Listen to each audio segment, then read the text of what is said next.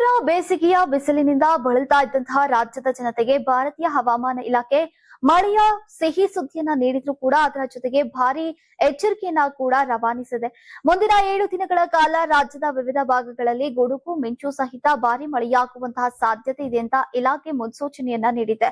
ವಿಶೇಷವಾಗಿ ಉತ್ತರ ಕರ್ನಾಟಕದ ಬೆಳಗಾವಿ, ಧಾರವಾಡ, ಗದಗ ಮತ್ತು ಹಾವೇರಿ ಜಿಲ್ಲೆಗಳಲ್ಲಿ ಮೇ 14 ಮತ್ತು 15ರಂದು ಆಲಿಕಲ್ಲು ಮಳೆಯಾಗುವಂತಹ ಸಾಧ್ಯತೆ ಇದೆ. ಈ ಅವಧಿಯಲ್ಲಿ ಗಂಟೆಗೆ 50 ರಿಂದ 60 ಕಿಲೋಮೀಟರ್ ವೇಗದಲ್ಲಿ ಬಿರುಗಾಳಿ ಬೀಸುವಂತಹ ಸಾಧ್ಯತೆ ಇದ್ದು ಸಾರ್ವಜನಿಕರು ಎಚ್ಚರಿಕೆಯಿಂದ ಇರಬೇಕು ಅಂತ ಅಧಿಕಾರಿಗಳು ಸೂಚಿಸಿದ್ದಾರೆ. ನೀವು ಸಣ್ಣ ಆಗ್ಬೇಕಲ್ವಾ? ಅದು ಒಂದು ಉತ್ತಮ ಆಹಾರದಿಂದ ಸಣ್ಣ ಆಗ್ಬೇಕಲ್ವಾ? ಪ್ರತಿದಿನ ನಮ್ಮ ಜೀನಿ ಸ್ಲಿಮ್ ನ ಯೂಸ್ ಮಾಡಿ ಯಾವುದೇ ಸೈಡ್ ಎಫೆಕ್ಟ್ ಇಲ್ದಂಗೆ ನೀವು ಸಣ್ಣ ಆಗ್ತೀರಾ.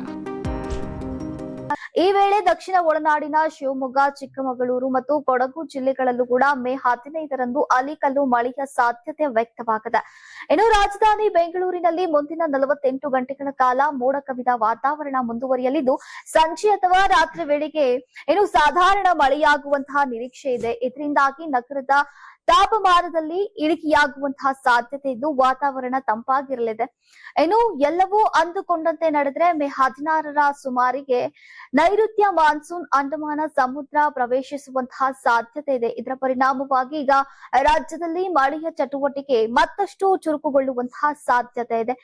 ದಕ್ಷಿಣ ಕನ್ನಡ, ಉಡುಪಿ, ಉತ್ತರ ಕನ್ನಡ ಹಾಗೂ ಕಾಸರಗೋಡು ಜಿಲ್ಲೆಗಳಲ್ಲಿ ಮೇ 17ರವರೆಗೆ ಸಂಜೆ ಮತ್ತು ರಾತ್ರಿ ವೇಳೆಯಲ್ಲಿ ಗುಡುಗು ಮಿಂಚು ಸಹಿತ ಮಳೆಯಾಗುವಂತಹ ಮುನ್ಸೂಚನೆಯನ್ನ ನೀಡಲಾಗಿದೆ. ಆದರೆ ಮೇ 18ರಿಂದ ಕರಾವಳಿ ಭಾಗಗಳಲ್ಲಿ ಮಳೆಯ ಪ್ರಮಾಣ ಕಡಿಮೆಯಾಗುವಂತಹ ಲಕ್ಷಣಗಳು ಗೋಚರಿಸ್ತಾ ಇವೆ. ಕೊಡಗು, ಚಿಕ್ಕಮಗಳೂರು, ಶಿವಮೊಗ್ಗ ಜಿಲ್ಲೆಗಳ ಹಲವು ಭಾಗಗಳಲ್ಲಿ ಹಾಗೂ ಹಾಸನ ಜಿಲ್ಲೆಯ ಸಕಲೇಶಪುರ ಸುತ್ತಮುತ್ತ ಪ್ರದೇಶಗಳಲ್ಲಿ ಸಂಜೆ ಮತ್ತು ರಾತ್ರಿ ವೇಳೆ ಗುಡುಗು ಸಹಿತ ಮಳೆಯಾಗುವಂತಹ ಸಾಧ್ಯತೆ ಇದೆ. ಮೇ 18ರ ನಂತರ ಕೊಡಗು ಹೊರತುಪಡಿಸಿ ಉಳಿದ ಮಲೆನಾಡು ಜಿಲ್ಲೆಗಳಲ್ಲಿ ಮಳೆಯ ತೀವ್ರತೆ ಸ್ವಲ್ಪ ಕಡಿಮೆಯಾಗುವಂತಹ ನಿರೀಕ್ಷೆ ಇದೆ. ಉತ್ತರ ಒಳನಾಡಿನ ಬೆಳಗಾವಿ, ಧಾರವಾಡ, ಹಾವೇರಿ, ಬಾಗಲಕೋಟೆ, ಗದಗ ಹಾಗೂ ವಿಜಯಪುರ ಜಿಲ್ಲೆಗಳಲ್ಲಿ ಮುಂದಿನ 2 ರಿಂದ 3 ದಿನಗಳ ಕಾಲ ಅಲ್ಲಲ್ಲಿ ಮಳೆಯಾಗುವಂತಹ ಸಾಧ್ಯತೆ ಇದೆ. ಉಳಿದ ಜಿಲ್ಲೆಗಳಲ್ಲಿ ಮೋಡ ಕವಿದ ವಾತಾವರಣ ಮುಂದುವರಿಯಲಿದೆ.